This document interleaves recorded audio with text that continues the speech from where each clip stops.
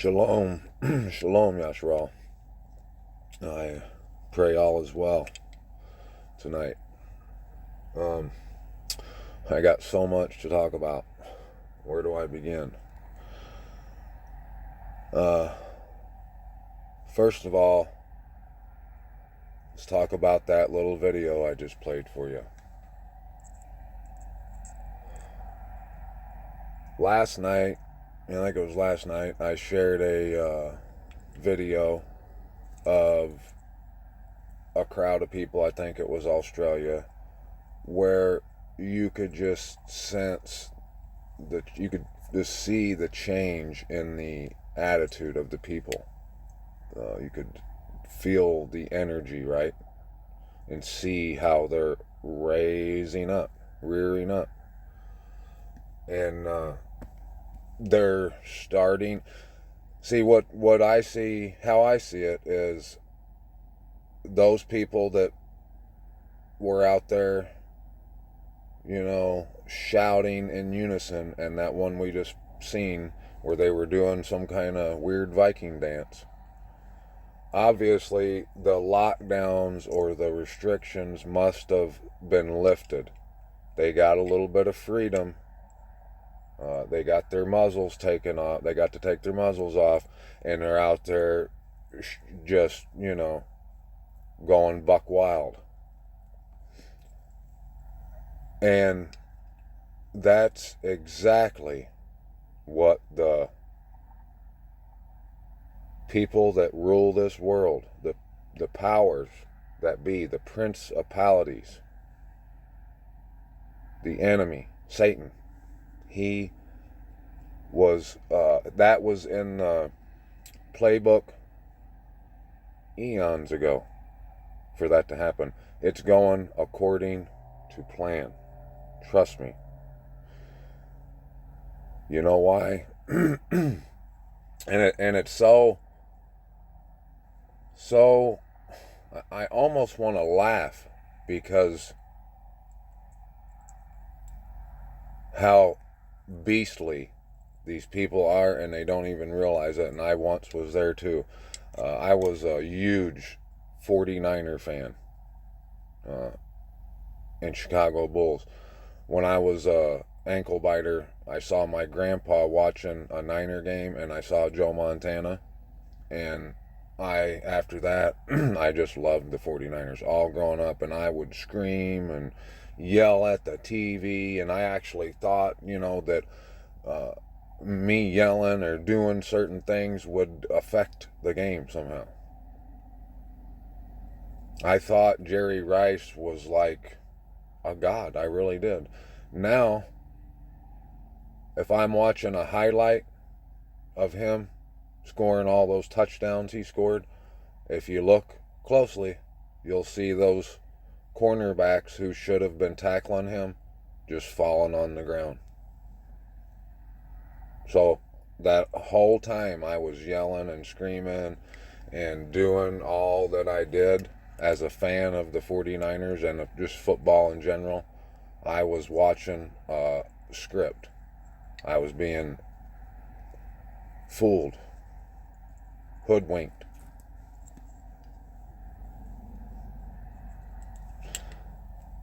And those people that were doing that Viking dance, they got a little freedom, and look what they do. And so the people that are going to show up in the crowd dispersal vehicles and gear and all that they've been preparing for this day, you think that they militarized all the police just because they wanted to, or it looked cool? No, they knew this was coming because they're the ones that do it. And they've done everything in perfect order to get it to where the people will act like savages. They'll come out and they'll have no choice. Seemingly, they'll be able to justify their response with maybe that fifth jizzle weapon, the active denial weapon, where they just turn the button on and everybody just falls down and starts crappie flopping. Or they're going to change their rubber bullets to those hollow point bullets. What was it? The 7 billion hollow point bullets that FEMA ordered a while back for their employees. And their employees are going to... And when that happened, you know, I was thinking, why would FEMA's employees need bullets? You want to know... Most of y'all should know this. Those who are watching, therefore, should know this.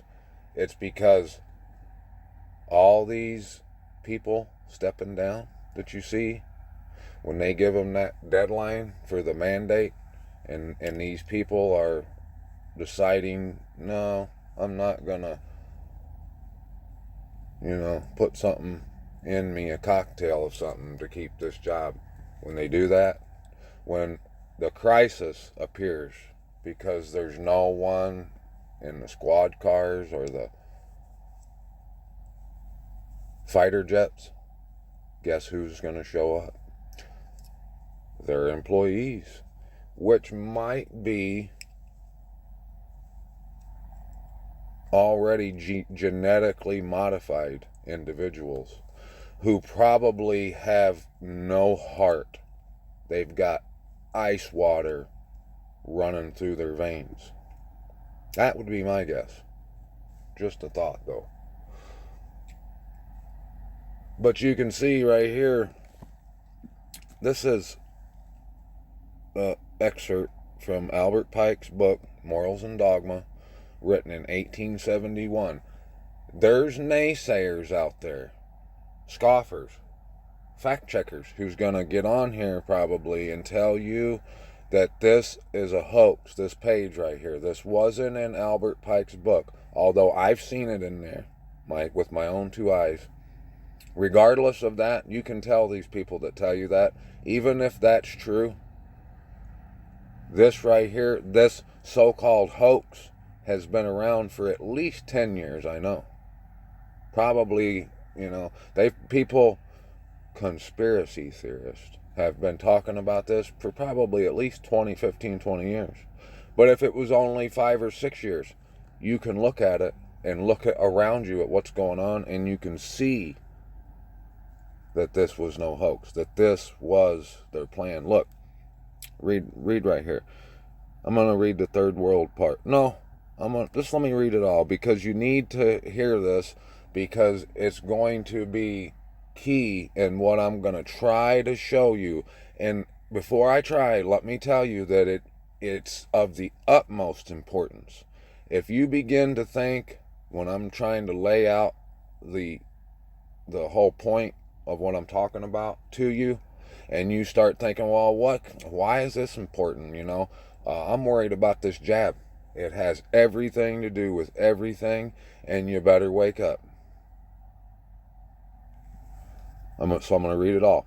The First World War must be brought about in order to permit the Illuminati to overthrow the power of the czars in Russia, and of making that country a fortress of atheistic communism. The divergences caused by the agents, and I would say those are guys like Soros, who, and old Barry, whatever his name was, our one of our last chiefs. These are guys that know how to formulate a gathering, if you know what I mean.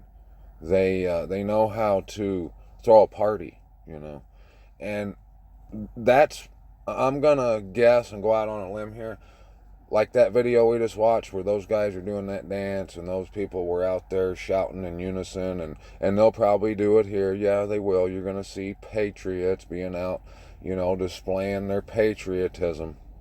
That's probably going to be, it's gonna have a lot to do with those guys. They're gonna put ads out, they're gonna put posters out, and they're gonna get that together. They're going to bring that about. For some reason, I can't think of that word that they, the position, what those people's profession is called. You know what I'm talking about. They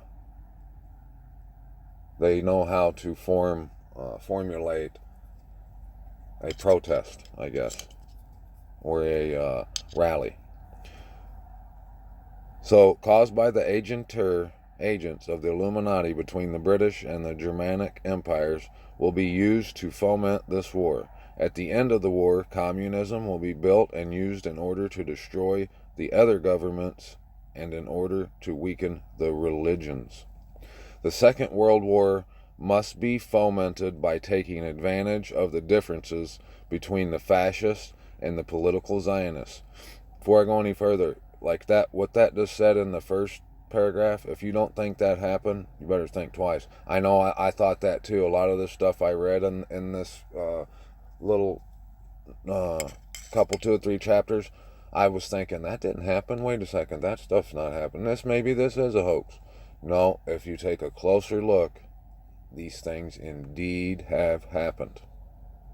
They just have a good way of making you look the other way. And that's why all of this is important to understand. The one who seeks shall find. If you're not looking, seeking out the truth, you're not going to find it. And what does the truth do? If you get thinking this isn't that important, the truth shall set you free, my friend. There's no 2 ways about that.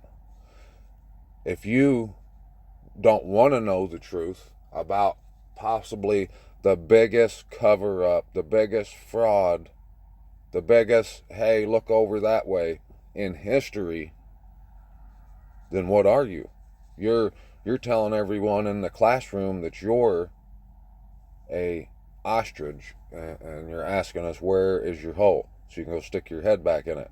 Or you're a sheep, and where is the slaughter line? You just want to be left alone and stay in the line where you're being led to the slaughter, where they're feeding me nice over here, leave me alone. And when I say that this may be the biggest lie we've ever been told, I'm not exaggerating one bit. The Second World War must be fomented by taking advantage of the differences between the fascists and the political Zionists. This war must be brought about so that Nazism is destroyed and that the political Zionism be strong enough to institute a sovereign state of Israel in, where? Palestine. During the Second World War, international communism must become strong enough in order to balance Christendom, which would be then restrained and held in check until the time when we would need it for the final social cataclysm. The Third World War must be fomented by taking advantage of the differences caused by the agentur of the Illuminati. Oh man, he's did a good job, hasn't he, of causing all kinds of differences, all kinds of hands up, don't shoot, Black Lives Matter, Chinese Lives Matter. Man, there's so much stuff. And I'm telling you, I bet only 25% is organic. The rest of it is caused by these agenturs. And I don't know why, for the life of me, I cannot think of that name. If you think of it, let me know if I don't before you do. Between the political Zionists and the leaders of the Islamic world, the war must be conducted in such a way that Islam, the Muslim Arabic world, and political Zionism, the state of Israel.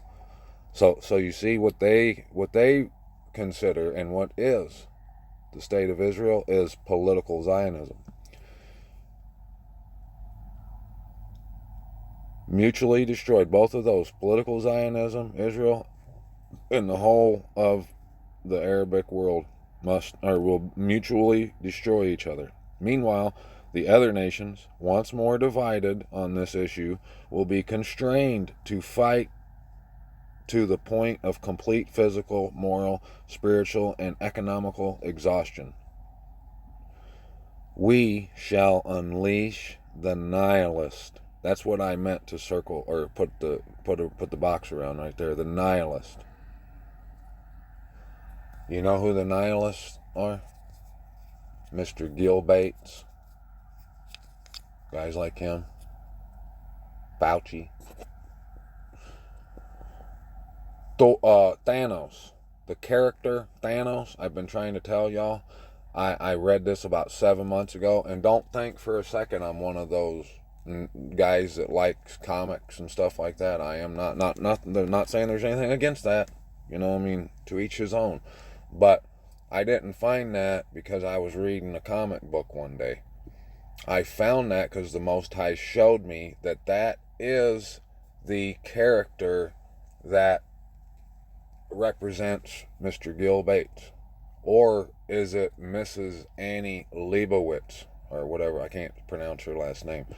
Boy, sure looks just like each other. They do. They're identical. Their way they move their hands and talk and all kinds of stuff. Might want to check that out too. Well, that isn't really that much. It kind of shows you the theme of their little mission. Their good work that they call it. The good work of alchemy, of combining iron and clay.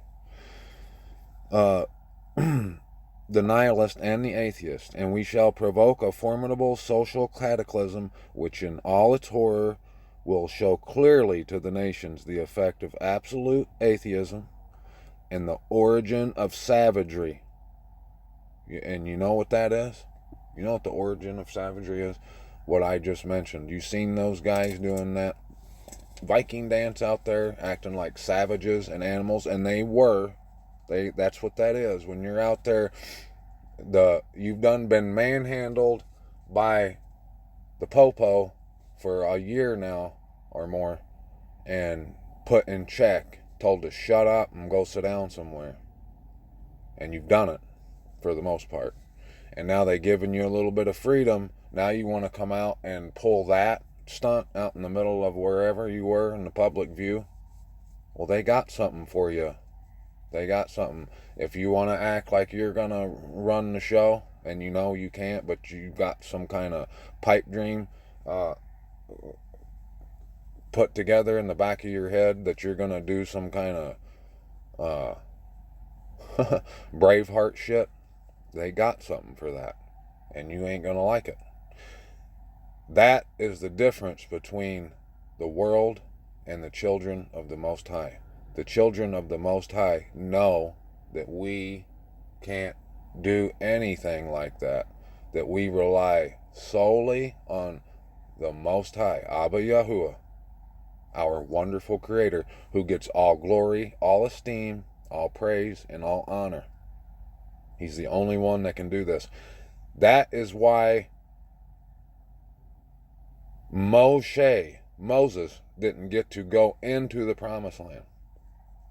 Is over the same thing. Because instead of just marching right on up in there to the land of Canaan and knowing that the Most High is going to kick their ass, but everyone's going to think you did it because you're following his order. You're not. It's not like he's commanding you like a general, like you're a little baby, which you are. But all you had to do was have the faith that he wanted you to have, to just go on in there knowing that they can't do anything to him and he's got your back 100%. Don't worry about nothing. But instead, you had to send people in there, check it out, and to see if you could even do it. So you put him in question. You underestimated him for one, but you were curious if he could handle what might be in that land. That's what they did. If you want to get out and dance like that, dance in a way maybe, I mean, I'm not advising it, but maybe if you could figure out a way to dance letting everyone know that your Abba, Yahuwah, is coming to kick their ass. Not you yourself, and that you can't, and that you have no ability outside of leaning on the Most High and not your own understanding. The origin of savagery is that kind of freedom. What this is saying right here, it says,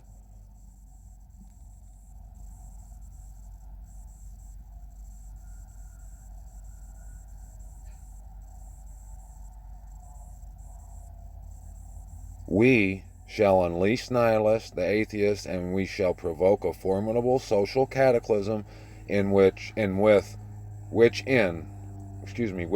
all its horror will show clearly to the nations the effect of absolute atheism and origin of savagery and of the most bloody turmoil. You can't see that, but it says of the most bloody turmoil. See, they're gonna make whoever's left in that day. They're gonna say, "See what happens when you don't have when you're unbridled, when we don't have the yoke upon you, upon the just average everyday Joes out here. They'll get too free. The atheism is believing that there's no God, there's no creator, so that's too much freedom. You need to bow down to something and be put in check and give it and give, be submissive to who we say, to us." That's what they're going to say. The origin of savagery. That's what that is. That's what they're going to tell people. Then everywhere, the citizens, obliged to defend themselves against the world minority of revolutionaries, they'll exterminate those destroyers of civilization. Do you know who that is? Can you take a guess who that is? The minority. That be us, my Mishpachah. When you read about April Fool's Day, right, and you see where that came about, was when they made that decree, the same people that's doing all this, these people, they're the people that Albert Pike that wrote this, his bosses, the people that tell him what to do, they have been hunting us down. The Most High showed me in the beginning of all this, and I've been screaming it from the mountaintops, have I not? I have. That this is all the dragon being wroth with the woman and the remnant of her seed, and that's indeed what this is. They've always wanted to kill us, and they're never going to stop until they're out of the way, until they're stopped. So, the reason we are considered, well, you know why we're considered the minority.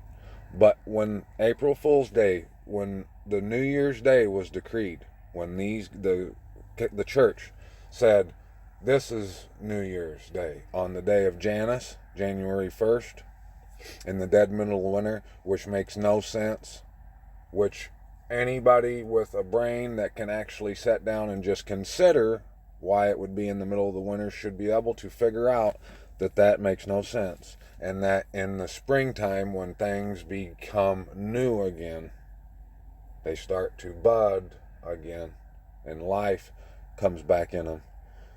That's the new year. On that day, they said, well, anyone who won't get in line and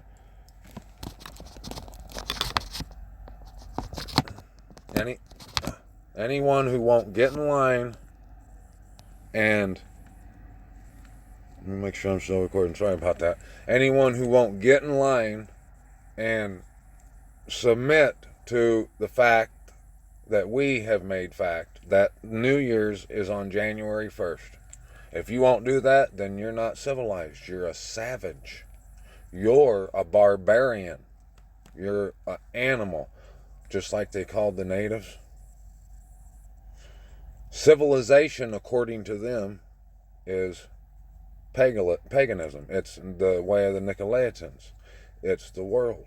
It's what the world wants you to be. It's what you had such a problem getting out of. Unless you were born in this, in the truth. And I don't know of anyone who has. But if you have, that's awesome. But, so, that's been their plan. And with the Inquisition, with the Holocaust, with all of it. That's what it is. And let's keep reading here and get this done, and I'm going to go to what the main point of this is, okay? And the multitude disillusioned with Christianity. They tell you right there that Christianity is just an illusion they've given you to keep it killed plenty of birds with one stone. It allowed them to do what they want to do in the public view. Get out and worship their gods right there with you. Make anyone who thinks they're a Christian look like an idiot. Make you believe all kinds of lies. Make you blaspheme the Most High. Make you worship nothing. Falsehood. Make you believe falsehood. Make you proud and arrogant acting, where you think you know everything and you can do what you want, and make you refuse sound doctrine. Make you want to heap up teachers for yourselves that will tickle your ears. All kinds of bad things that are detrimental to your health, to your own future.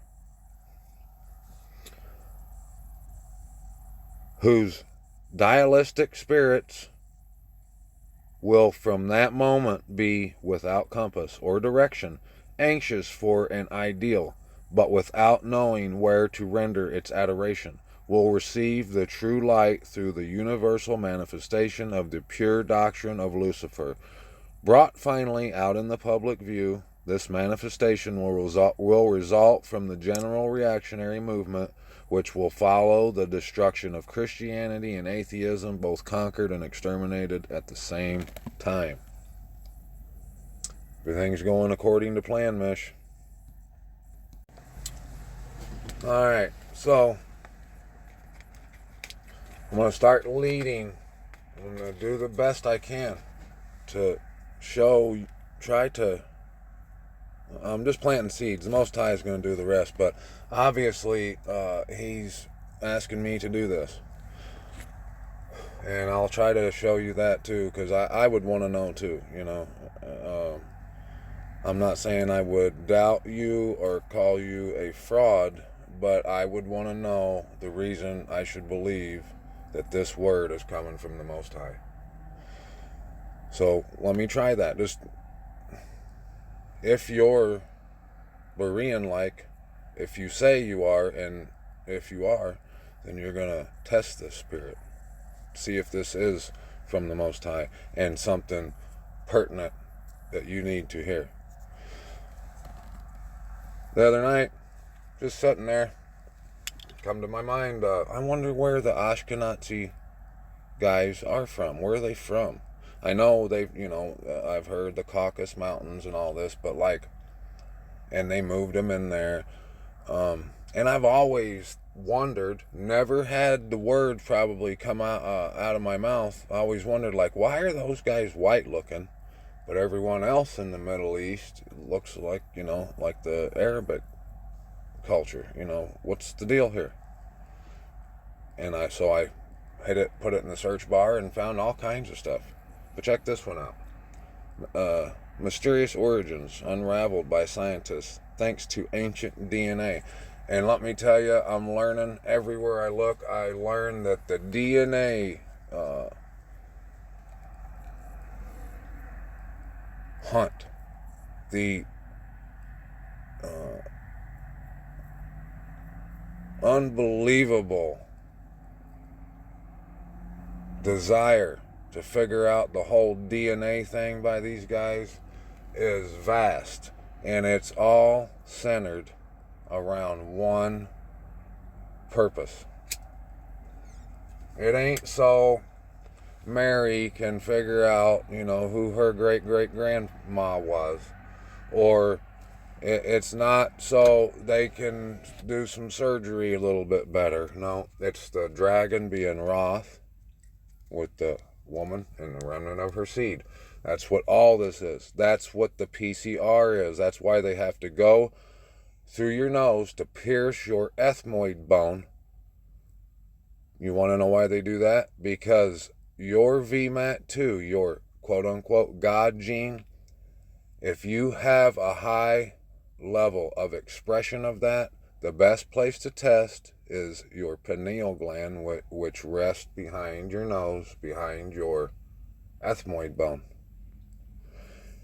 So if the dragon's wroth with the woman and the remnant of her seed, you put a crowd of 5,000 people in front of the dragon, how's he to know who that is? You know, what if you want to hide? What if you want to act like you're someone else? He might need, he can't do, you know, just do away with, he might not want to do away with that whole crowd. There might be some evil geniuses in there that he can use. But he wants to extract the seed out of there. Well, it's easy.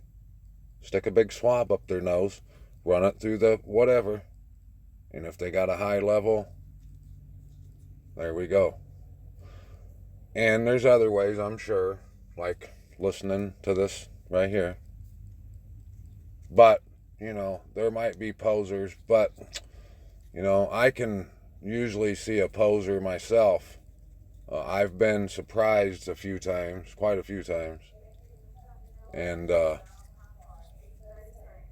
but it's getting easier to identify either side. Where do the Yiddish people come from? This is a question that anthropologists, historians, and theologians have studied for millennia. According to mythology, the Judeans descended from 3 patriarchs, Abraham, Isaac, and Jacob, who are buried in a cave of the patriarchs' cave of Machpelah in Hebron, a Palestinian city and World Heritage Site located in the southern West Bank, 19 miles of Jerusalem. Let me make sure we're recording here. We recording? Yep. 19 miles. Notice, if you don't realize or have noticed the numbers, how this is a numbers game, that's one of their favorite numbers right there, 19. Buried alongside them are said to be Adam and Eve and the 4 matriarchs, Sarah, Rebecca, and Leah. The 4, I only see 3. What? The cave has never been excavated, but on top of it is a relatively modern building, mid-1st century, which Herod the Great built, likely to honor his ancestors. And there's all kinds of key ways to identify things when regarding what I'm talking about, regarding who Yasharal, who the Hebrews are, the children of the Most High, who, when they're lying, when they're telling you something, I can show you a few things to keep in mind that will reveal what the truth is and when they're lying. What these numbers mean. When they're talking about, when they mention certain numbers, they're referring to a certain people or whatever. But you notice how they put Herod put a building on top of the tomb where these people are buried. Disrespect. If I'm just going to go out on a limb, I don't know for sure, but I'm going to guess that Herod's tomb don't have a house on top of it. It's probably land that you best not even put your big toe on, your little toe, or you get shot or something. I don't know. But they like to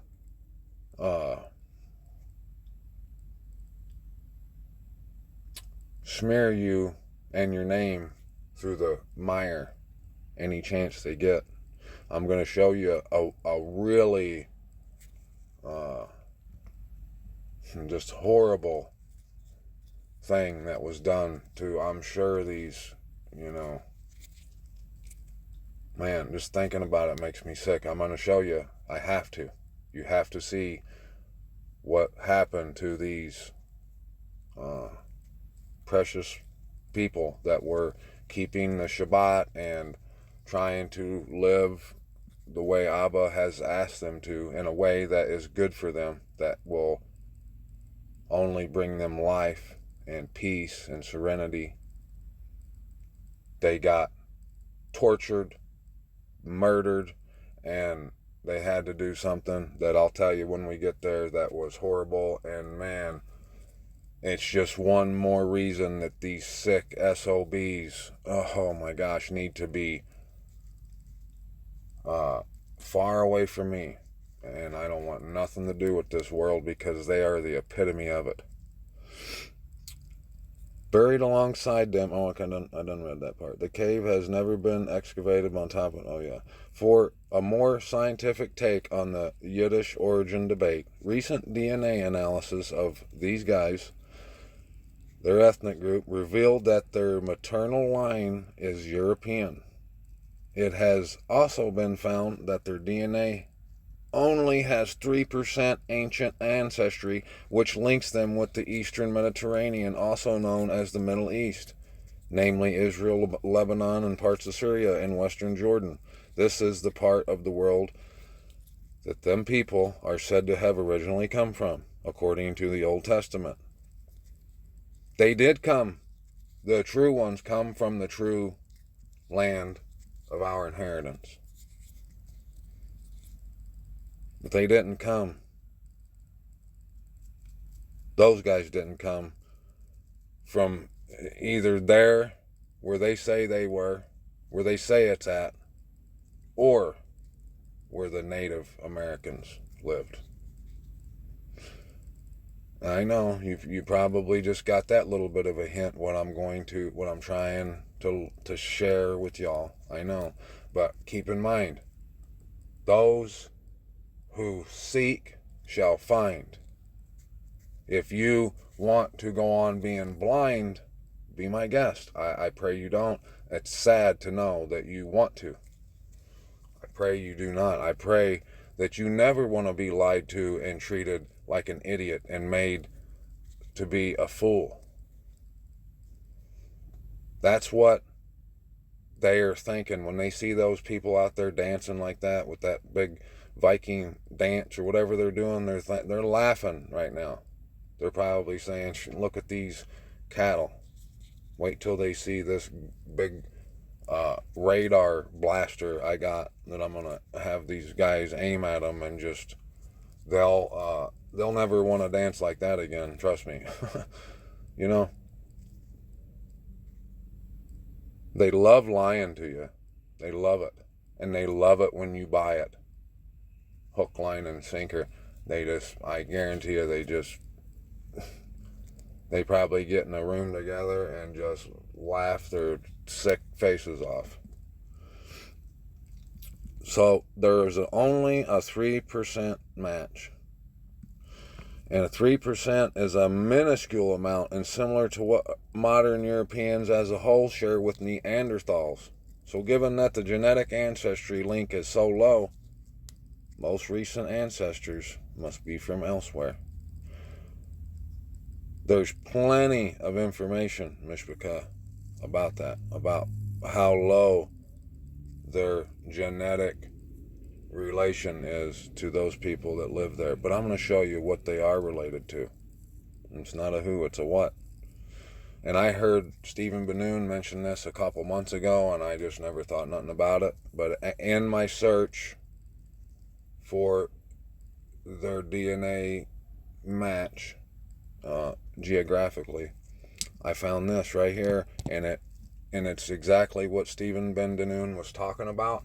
This article makes it out to be a fraud, because that's what these people do. That's what these people right here, that's what they do.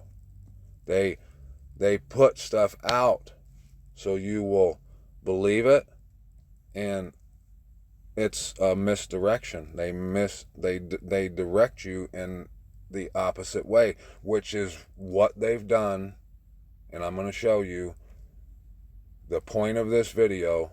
That's what they have done, and it's probably the biggest one ever. I'm pretty sure it is. Man sends lizard saliva to 23andMe. Oh, just by chance he sent it to that company, 23andMe, for DNA testing. Sends his lizards. Exposing total fraud of company claims of human ancestry. See, this is just one more thing in that Albert Pike paragraph, whatever we was reading. This is just one more thing that they'll be able to point at the citizens that are civilized in the world when they're talking about us minority revolutionaries who are destroyers of civilization. They're going to say, look, they even thought that these guys were related to lizards. Ha ha ha ha. You see? All this stuff is for a reason. And, you know, don't ever deny the Most High or the Messiah or the truth.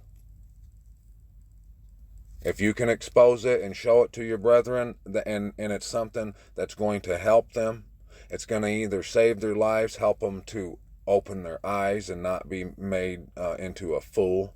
Show them, share it with them. And what Messiah say? There's not a better gift than one can give than to lay down his life for his friend. Okay, and it didn't say how or what you would be laying it down for. I'm sharing this with y'all. I'm exposing wickedness. And the Most High obviously wants me to. And I'll try to show you that too. And being how he has asked me, I'm going to, regardless of the consequence.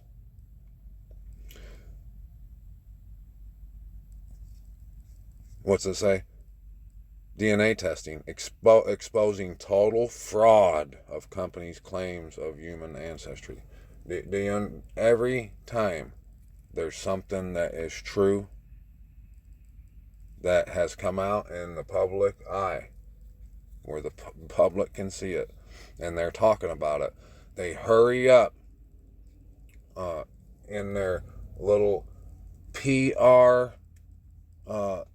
recovery plan, in their attempt to cover up their own shit like a cat in a litter box. They'll put the word fraud on something, or conspiracy theorist, or hoax, to dismiss it so you won't talk about it. And most of these cattle, like them people out there doing that Viking dance, they're going to go, ha ha ha, what a joke. How could a lizard and... Well, I'm going to tell you, my brethren, remind you about Yahusha saying they were a den of vipers, or the serpent seed, the dragon. And look, it even mentioned these people are related to it too, that love dragons. Natural news. A man and his wife decided to test the accuracy of 23andMe's at-home DNA testing kit by sending in a saliva sample collected from their pet lizard. What they found is that a whole thing is a sham. In the following video, the man explains how after 3 months of waiting, he received an anomalous result suggesting that his pet lizard is 48% Asian and 51% those guys right there. Now, 23andMe also sent him a report explaining the lizard's history and background, including what he supposedly likes to eat. I bet they did. I bet they did. So, don't laugh about that right there, Mishpaka. Don't. You best have a childlike faith. The scripture tells us that there are creatures, 4 of them, that are in front of the Most High. One has a face of a lion and wings, and the Most High can do whatever he wants. He can make a parrot talk to you. Yeah. He made that mule or whatever talk to that guy when that angel was standing in his way. Whatever he wants to do, he's gonna do it. And if it's something on the exotic side that's hard to believe, well, if you can't believe it, then you've got issues, my friend. And the world will tell you it's the other way around. It's the other way around. Well, there were dinosaurs that were 200 foot tall, was there not? According to them. According to them, there were things that you just can't even fathom. According to them, little like rat went out and swam one time, and after that he ended up becoming a whale. And then and us. And on and on and on through evolution. Their theories on all this stuff is the laughable stuff. Like that they went to the moon, or that we came from monkeys, or frogs, or fish, or that the Big Bang happened when there was nothing before it. All these things are absolutely a joke compared to the simple logical answers the Most High gives us in His Word.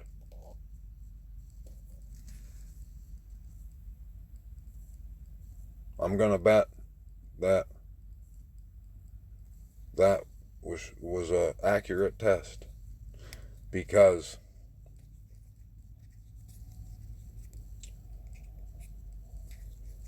there's a reason that he was called the serpent, and it's more than just because he's got something to do with the number 5 and he likes pentagons and pentagrams.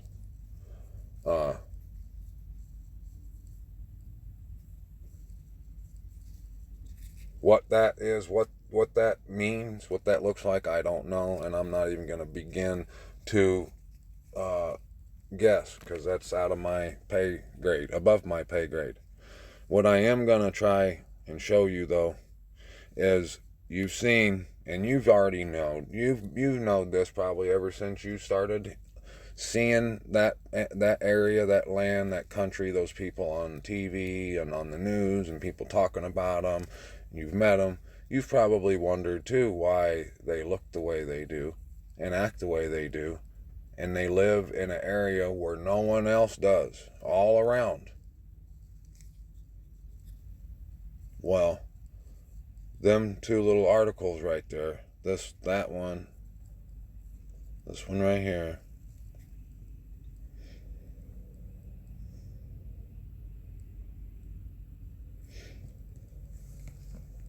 this one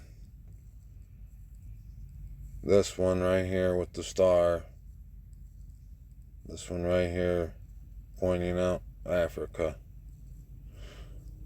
and there's plenty more that will lead you to know that they're not who they say they are, and you probably already know that. Okay, this is just laying more groundwork for what the point of what I'm talking about is, and the truth that you probably aren't aware of. It may have crossed your mind before, but you're probably not aware of. You might know what I'm about to show you, and you might think I'm full of crap. And then again, if you do that, I've done told you, you're not displaying a childlike faith. You're displaying a stiff neck and a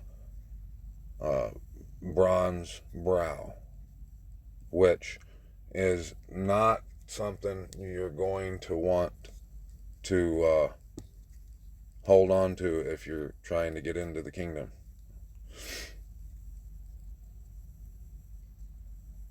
Why would they have the Inquisition, the Spanish Inquisition? Why did Christopher Columbus have 5 Hebrew translators on the boat with him? Have you ever asked yourself or asked that question? So, are you someone that's going to just tell me that they just wanted to just convert the whole world just because?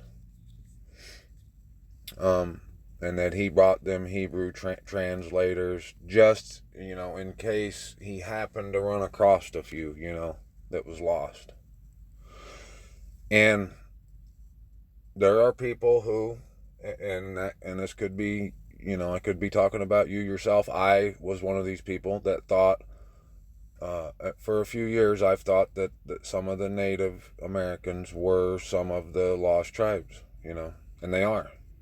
And I just thought somehow they found their way over here, wandered here. Okay? Well, let me ask you this. Is it more believable, would it be more believable to you that the Native Americans, the lost tribes of Yasharal, made their way across the ocean when most people back then thought the world was flat and there was an edge and they might fall off? They just came here, found this place on their own? Or is it more believable that they just never have left? They were already here, and the people that are drunk with the blood of the set apart came and found them. The people that did make their way over here are those like the Puritans. Those type of people did. But those tribes, let me ask you this.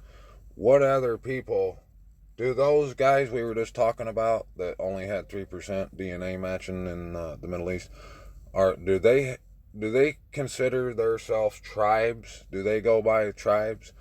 Do they have faces like lions? Do they do the things? Do they have headdresses like the Most High has talked about? Like these Native Americans do? Were they sought out and slaughtered? We've been told that they were a little bit over there in World War II. But come to find out, they were Bible readers and true people of Yasharal.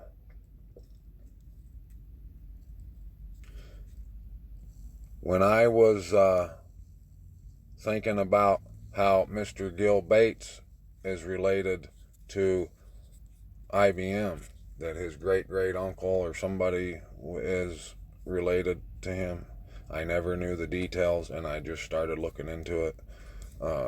I got looking into that, and I wanted to know what they did, back then. And I had no idea up until about 2 days ago what their role was in all of that. And this article right here, The Choice Is Us, pretty much explains it. And then from there, I started to find all kinds of places where the proof that's in the pudding was. I found a bunch of the pudding. If you want the pudding, I got some for you. Right here, I think it was written by Don Paul. Yep. The Choice Is Us, Part 2. That guy, IBM, and the Maxines with that thing right there, which they want, because they got to be able to ID the seed. That's what I told you, right? That's what they want. That way they can just go ahead and do away with you. But they need some people, They're not going to get out here and break a sweat to make their stuff. They need, they need slave labor. And they want to know who to be the evilest to be the absolute wickedest to, The Choice Is Us. Okay. Who and what support?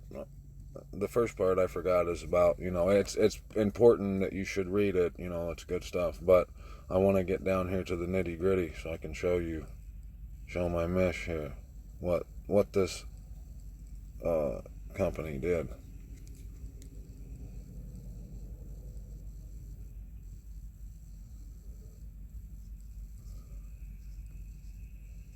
And he's one of them things that I mentioned starts with an N that Albert Pike was talking about. That's what this guy is. Because look, he come out and he demanded lockdowns. He prescribed our new normal.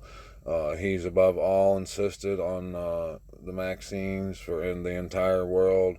people can't gather again unless they start getting it, and he's paid $250 million to these television networks so he can get on there and say all that. And who is he? He's a computer guy, but now he knows all this stuff. Okay. This is why, though. There's a reason. There's always a reason for the season. Okay? There always is.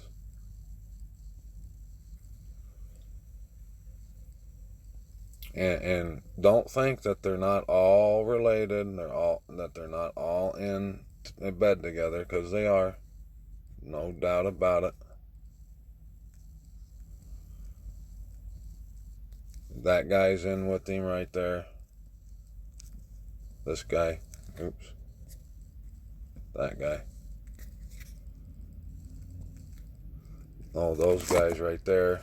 These guys right here. And they have been in on it with him this whole time. All down through the years since the Inquisition. All this stuff, okay? This is normal human beings. They only last 70, 80, 100 years. They don't have a reason to, they're not going to see the fruit of their work. So who would? We know who would, the fallen. So, right here.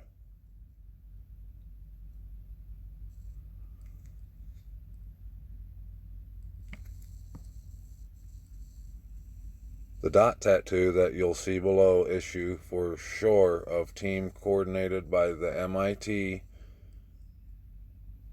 By MIT, issue for sure of a request by the BGMF for a vaccine that implants digital tracking into infants, and perhaps issue of the $2 million that Norman Bates, gave to the MIT, as directed by his host and partner. Oh, that guy right there, his partner. Wow. Is a 21st century furtherance of the tracking that those guys hollereth punch cards brought to those guys ordering of communists. Those guys supposedly, but they were Hebrews, and then my ethnicity background, these guys right here, the Roma.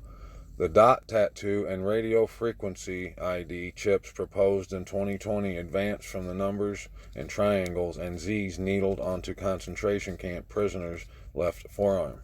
They made sure that they did it to the left because they know how these cattle are. They're not going to think about what the right arm and your forehead symbolizes. So they made sure to do it to your left arm so the people of the world would say, oh, well, see? That's not even your right arm. You guys are crazy. Shut up. Okay. It's all for population control. We know he's about population control. Well, his great uncle or something was a key player high up in IBM, and they made this thing called the Tallymating or whatever computer, a supercomputer. Okay, to diagnose these people, the people that read their scripture, that loved Abba and weren't civilized, quote unquote, and were the seed, the woman and her seed, the remnant of it. That's what they did, okay? And so, and they can't kill us off, and they're trying every way, and they just can't do it because the Most High is the Most High. And it sucks to be them, I know. But the reason he's left here, the reason he gets to do what he's doing is because it's the most valuable, most effective tool that can be used to mold us and get us to a point where we are nowhere near this place, nowhere near worldly, where we are above all that, where those things, these things that are in this world will never cross our mind. A place where we were meant to be. Without this test, without this fire that we got to go through, we could never reach that point, that level. We could never become who the Most High wants us to become. Right now, we truly are not much more than just animals, the way we behave. And that goes for us too. If you're someone that just cannot believe what I'm trying to show you, you're like a cow that just won't listen. When the truth is right here. It's right here for us to see, okay? So you can see his relation to those guys.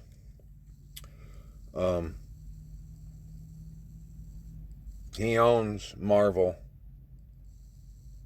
right there, and if you go to the Marvel database, you can find all you want about the guy I told you that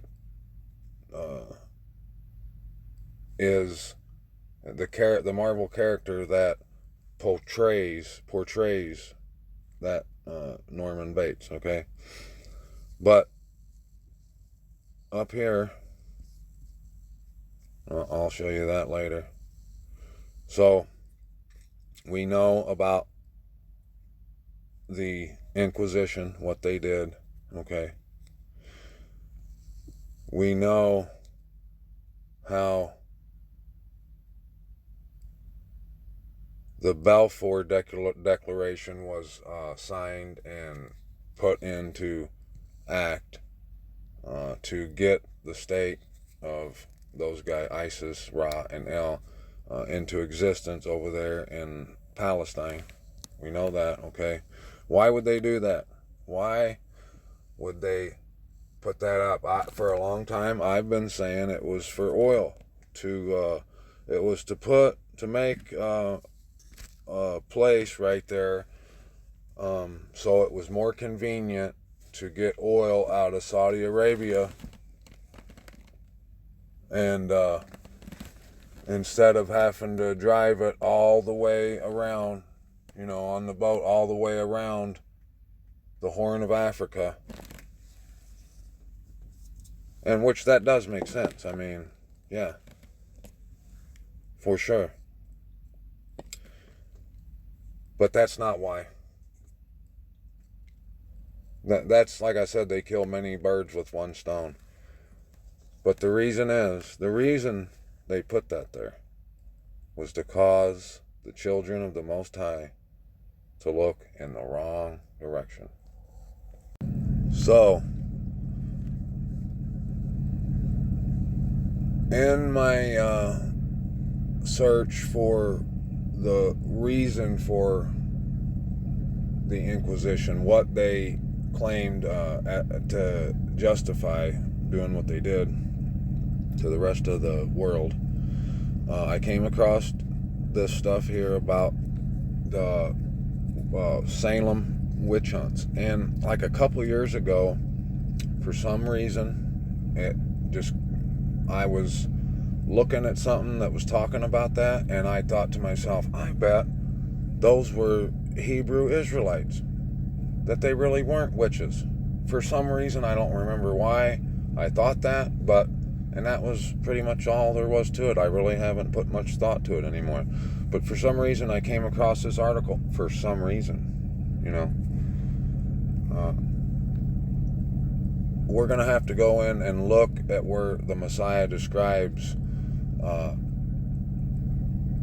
the Ruach HaKodesh and how it operates, and why he's here. We know what his job is, and that's to guide us into all truth.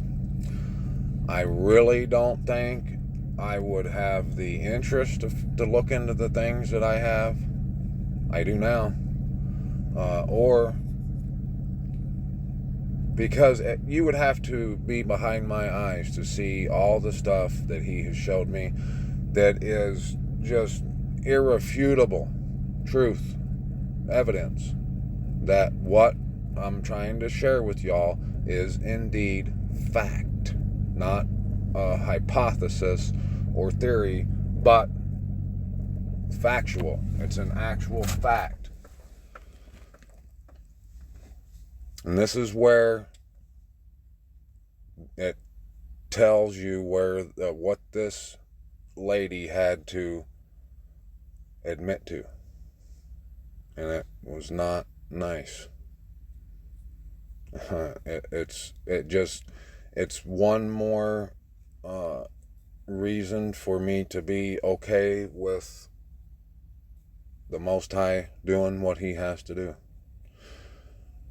Right here, this is the first known depiction of a witch on a broomstick. And I'll tell you my thought process there. I got led to the witch hunt in Salem. I was looking at that. I had that thought of them being Hebrew, Yasharal once more. And then I thought to myself, I said, why the broomstick though? Why? And look, before I came to this article, I read in a couple different articles that said what they would say about the broomstick. They would say that these women went to witches' Shabbats, and they would fly there on a broomstick. Therefore, they're evil, and we must exterminate them. And they made them admit to this. They would admit that they flew on a broomstick to a Shabbat meeting, and now they must die. After being tortured, though. Okay? They didn't just say it just because they asked them, or that they were being interrogated. No. They were ran through the torture chamber down in the basement. And you've probably seen some of them torture devices they have. The one for the women, oh my goodness. Is it any wonder to anyone who that organization is that made those machines, tools, they called them? Is it any, are you still uncertain that they are the ones that are drunk on the blood of the set apart? They call them the saints. I have no doubt in my mind. Yet it was racier than that. Richard Cavendish's 1970 and Illustrated Encyclopedia of the Supernatural cites a man, whatever that is, Adeline, who confessed to flying on a broom in 1453 at the first known reference to the act. Just a few years later, in 1456, emerged the mention of flying ointment, either given by the devil or crafted by a witch. The potion allowed a human to take flight, likely for a trip to the witch's Sabbath. This guy right here wrote, the broom was a symbol of female domestic, like showing, I can't say that word, but it was like showing that you go back in that house and do the cleaning like you're supposed to. That's what you do. You ain't nothing but a maid, a housemaid. Yet the broom was also phallic, so riding on one was a symbol of female sexuality. They made that part up because they know how horrible the women would feel after having to admit to that. But that's not the worst part. And domesticity gone wild.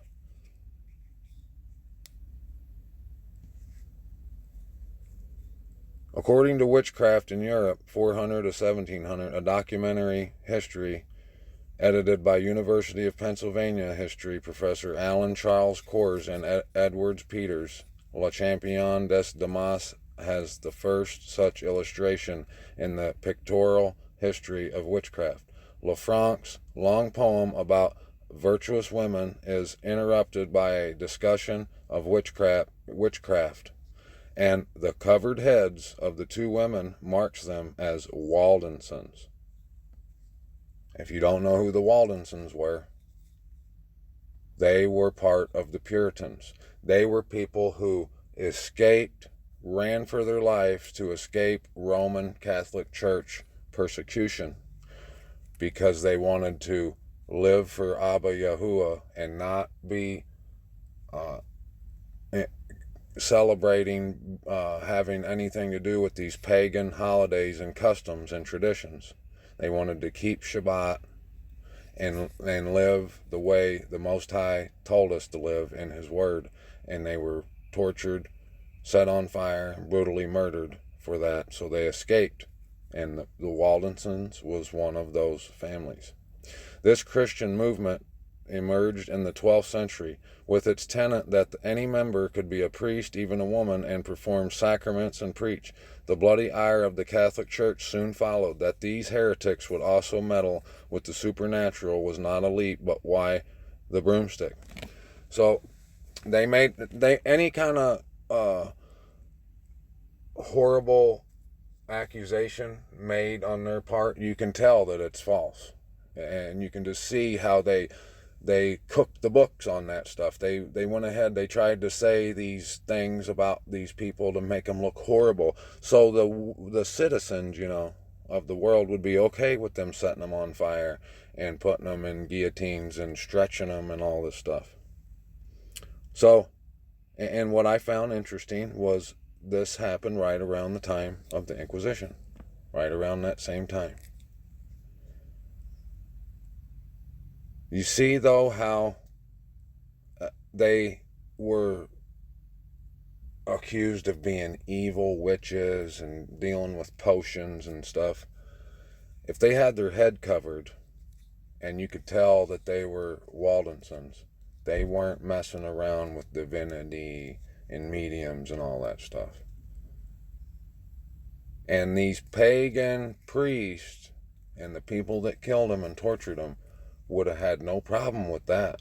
What they did have a problem with, and we all know it, is anyone that follows Torah, that keeps Shabbat, that don't bow down and convert to Christianity and kiss the ring of the Pope and their fake, false Messiah. If you weren't celebrating going to church on the Lord's Day, on Sunday, the venerable day of the sun, you weren't a citizen, you were uncivilized, you are a destroyer of civilization, and an outcast, and a barbarian, a savage, an animal. So, you see how they use that? So last night, I made a post where I put this picture up of a friar. This is what I put up there, and I know that I'm shadow banned on Facebook, right? If I put something up, no one sees it unless I tag them or send it to them. It never gets shown. And I put this picture up. I said a couple things, and by no means was it too controversial.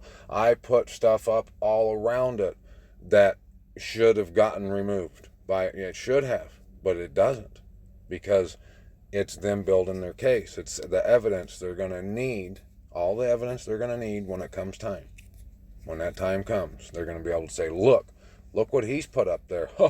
He says lizards and these guys are related. But this one thing right here, they couldn't have it up there. They didn't want y'all seeing this one picture right here. Because it will lead you, it's going to spark that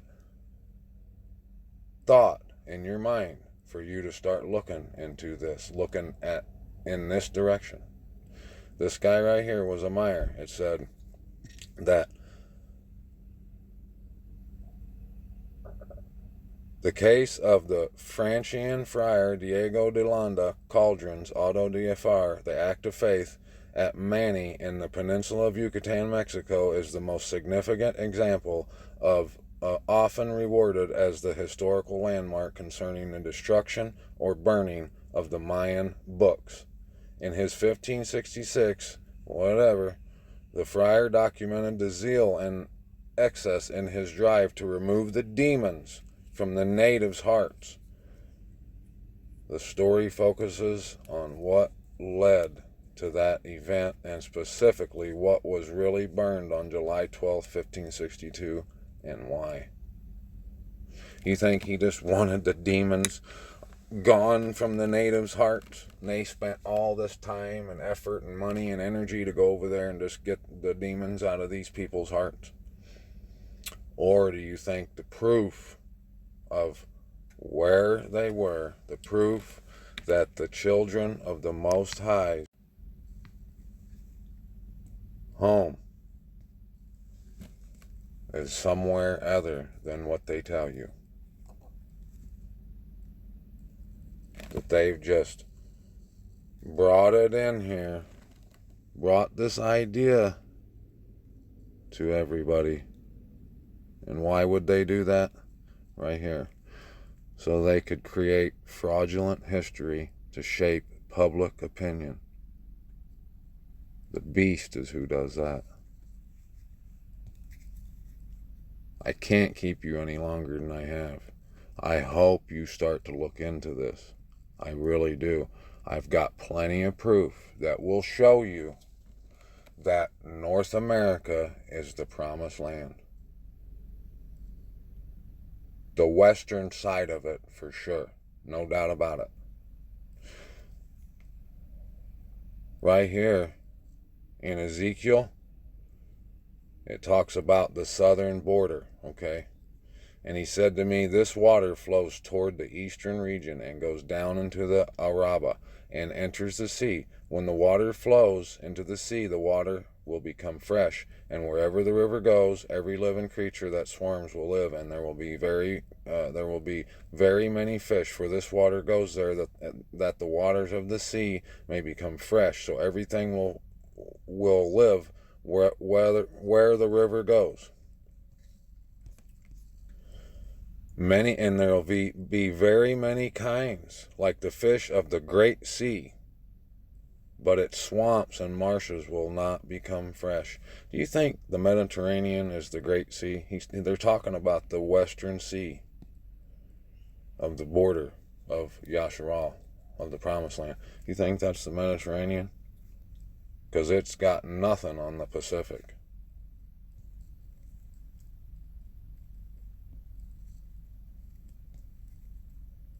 If you look right here, Mishpachah, that was talking about describing how that river goes down into the sea and what it does. No, that goes with it, but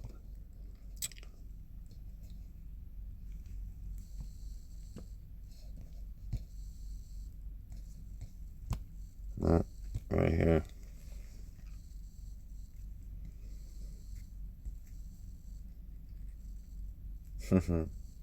It's trying to trick me. Yep, they did the weirdest stuff.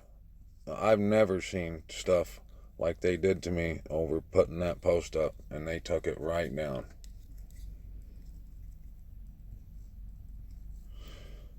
The Colorado River Delta is the region where the Colorado River flows into the Gulf of California, also known as the Sea of Cortez and eastern Mexicali municipality. In the north of the state of Baja California and northwestern Mexico. The delta is part of a large geologic region called the Salton Throw.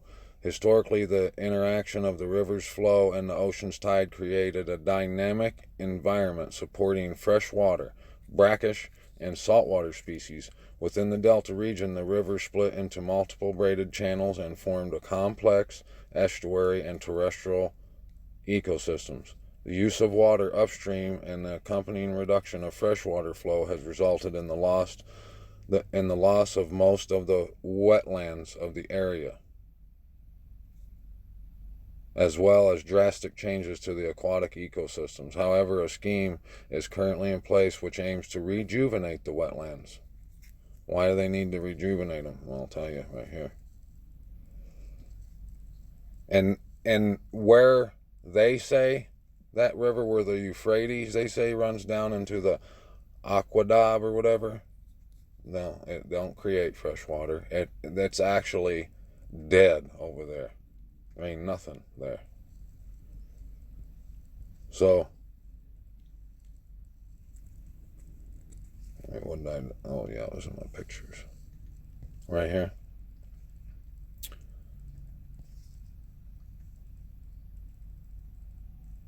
It said that the swamps will be left for salt, right? That the fresh water will flow down, and that the swamps and marshes will not become fresh. They are to be left for salt.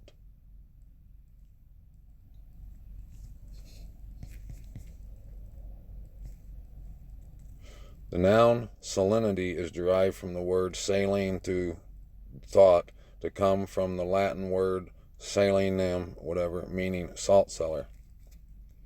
Here we go. This is from an article about the Colorado River Delta.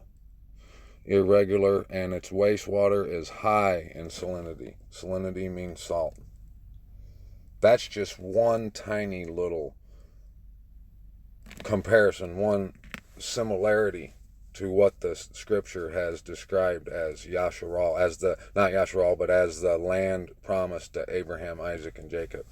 You read that description in Ezekiel about how the river there on the southern border goes down into the sea and it makes fresh water. There ain't nowhere else that you'll find but right there where that Colorado River does it. And it says that there's a brook, the brook of Egypt, that runs along the southern border that goes out into the Great Sea. There ain't a place over there for that to happen in that land. But there is here, because there is one that does it. The Great Sea is the Pacific. You best believe it, Mishpachah. Look for yourselves. This has already been too lengthy of a video. I'll come back with more. You best bet on that. Unless, well, I'll be back, Yahuwah willing, and the creek don't rise. I love y'all, Mishpachah. Peace out. D is out.